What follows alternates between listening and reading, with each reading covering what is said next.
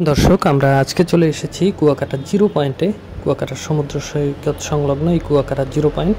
কুয়াকাটা থেকে পটুয়াখালী শহরের দূরত্ব 70 কিলোমিটার এবং কুয়াকাটা জিরো পয়েন্টের ঠিক সামনেই রয়েছে কিন্তু কুয়াকাটা পৌরসভা কার্যালয়।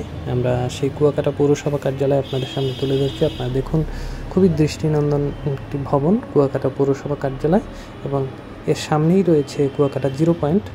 আমরা কুয়াকাটা সমুদ্র সৈকত নিয়ে অসংখ্য ভিডিও তৈরি করেছি, তারই ধারাবাহিকতায় আজকে কুয়াকাটা জিরো পয়েন্ট আপনাদেরকে ঘুরিয়ে দেখাচ্ছি এবং কুয়াকাটা পৌরসভাও আপনাদের সামনে তুলে ধরছি।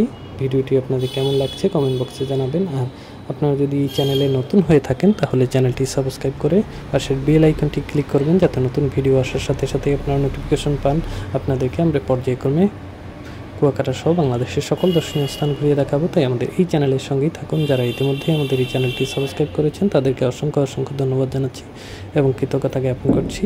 দর্শক, কুয়াকাটা সমুদ্র সৈকত নিয়ে আমাদের এই চ্যানেলে অসংখ্য ভিডিও রয়েছে। এছাড়া কুয়াকাটার বিভিন্ন দর্শনীয় স্থান, গঙ্গামতির চর, লাল কাঁকড়ার চর, শ্রীমঙ্গল বৌদ্ধবিহার, মিস্ত্রিপাড়া বৌদ্ধবিহার, সব কিছু নিয়েই আমাদের এই চ্যানেলে আলাদা ভিডিও রয়েছে। আপনারা চাইলে দেখে আসতে পারেন।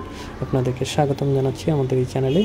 আপনারা আমাদের এই চ্যানেলটি সাবস্ক্রাইব করুন এবং পাশের বেল আইকনটি ক্লিক করুন, যাতে নতুন ভিডিও আসার সাথে সাথে আপনারা নোটিফিকেশন পান। দর্শক, কুয়াকাটা শহর আপনারা ঘুরে দেখুন, আশা করি আপনাদের ভালো লাগবে এবং আপনারা সবাই কুয়াকাটা সমুদ্র সৈকত ঘুরতে আসবেন, সেটাই কামনা করছি। কুয়াকাটার সমুদ্র সৈকতে দাঁড়িয়ে আপনারা একই সাথে সূর্য উদয় এবং সূর্যাস্ত উভয়ই দেখতে পারবেন। এসব কিছু দেখতে হলে আপনাদেরকে অবশ্যই কুয়াকাটা আসতে হবে।